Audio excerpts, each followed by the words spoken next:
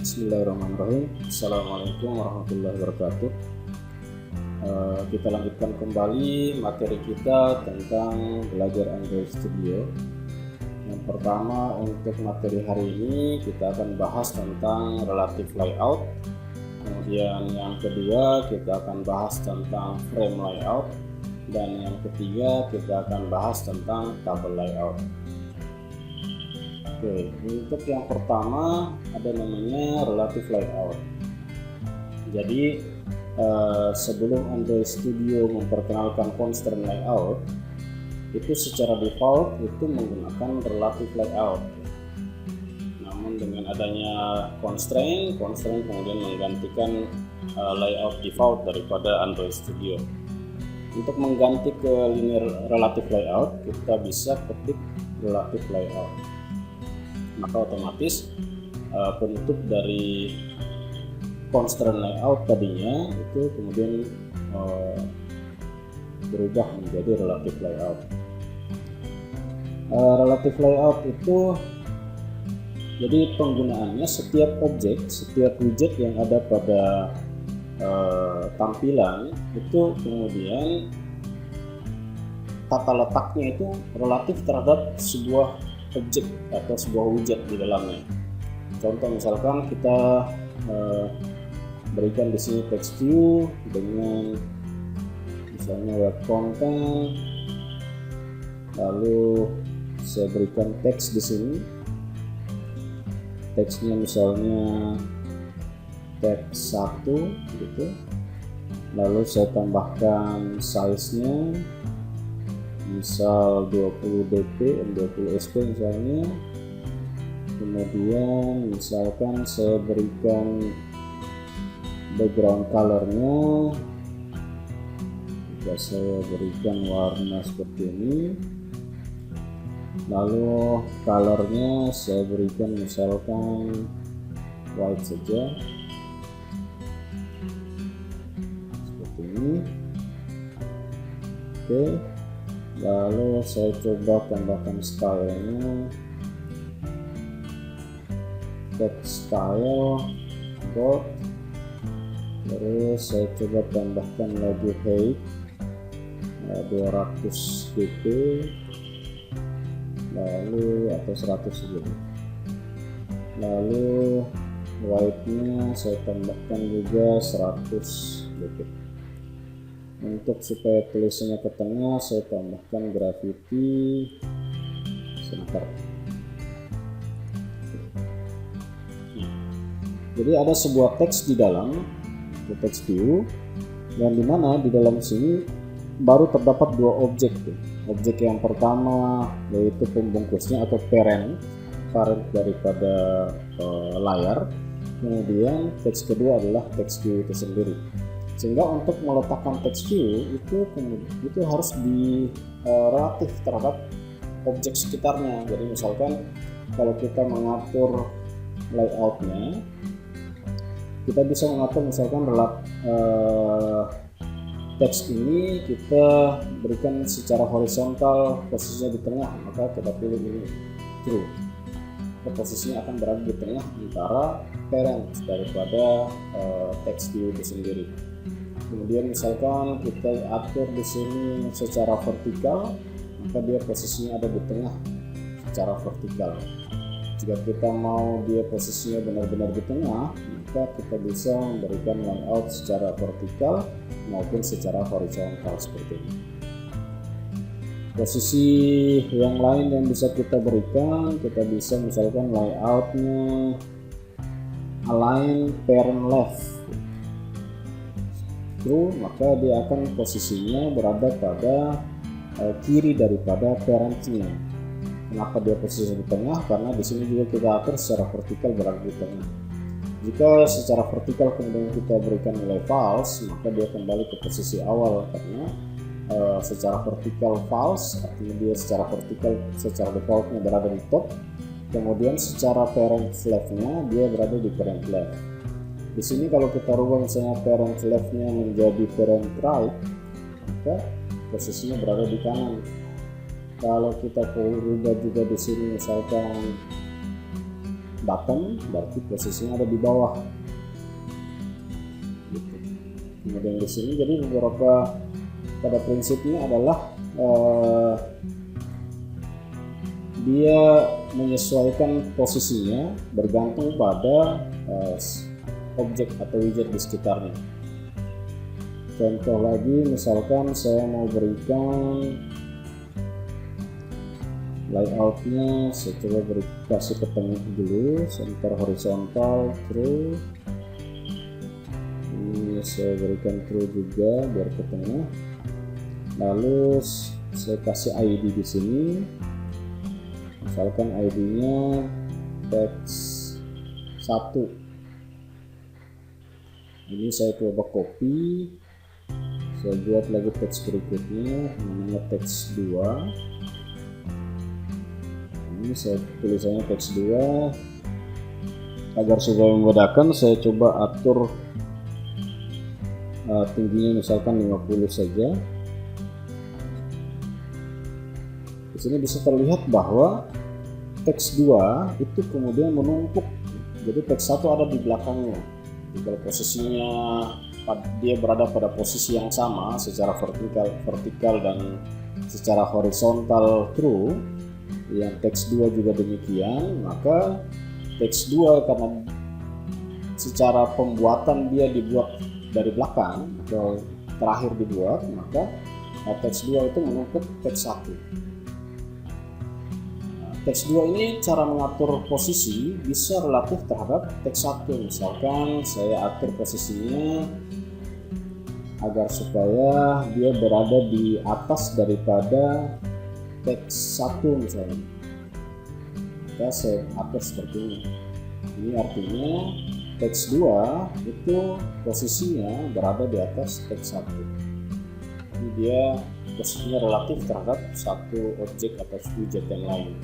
Misalkan ini terlalu rapat, kita bisa tambahkan margin dan 5 detik supaya ada jarak. Atau mungkin terlalu kecil, kita tambahkan misalkan 10 detik. Kalau kita mau posisinya berada di bawah teks 1, maka kita harus ubah di bagian above ini, ubah menjadi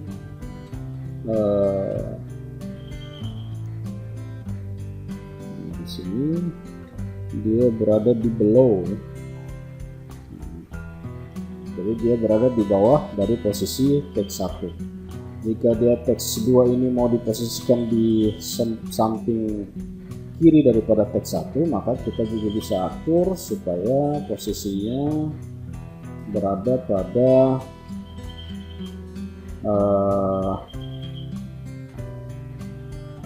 align left dari kalau align left dia rata kiri terhadap teks 1. Kalau kita posisinya berada di samping teks 1, maka kita bisa tambahkan menggunakan ini ya, misalkan right berarti kanan, jadi kanan dari posisi teks 1. Jika kita atur misalkan ganti right-nya menjadi left ya, seperti ini, maka dia posisinya berada di samping kiri daripada teks 1. Seperti itu gambaran daripada relative layout. Artinya setiap objek di dalamnya posisinya bisa diatur relatif terhadap satu objek lainnya. Ini kurang lebih hampir mirip dengan constraint layout, karena memang constraint layout itu dikembangkan dari relative layout. Berikutnya kita masuk ke layout yang berikutnya, yaitu frame layout. Jika kita mau gantikan frame layout, saya hapus dulu ini, lalu saya ganti di sini menjadi frame layout. Pada frame layout ini jadi namanya juga frame itu artinya tumpukan framing, tumpukan framing. Jadi setiap objek yang kita letakkan ke dalam, misalkan saya letakkan image view, image view misalkan seperti ini, lalu posisinya saya kasih match parent, posisinya juga saya kasih match parent, lalu image-nya saya ambil salah satu gambar di sini. Ya, tidak gambarnya ini ada gambar logo di sini seperti ini. Posisi, lalu ini saya berikan misalkan ID-nya GBR1. Ini harus tambahkan ID dulu, lalu GBR1.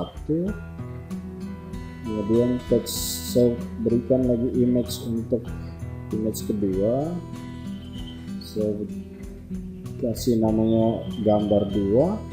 Kemudian gambarnya sendiri saya misalkan ambil gambar Android ya. Jadi objek di dalamnya itu saling bertumpuk seperti ini, sehingga untuk menampilkan objek di belakang, jadi objek jika diletakkan lagi objek berikutnya itu menumpuk lagi, jadi dia posisinya saling bertumpuk seperti itu.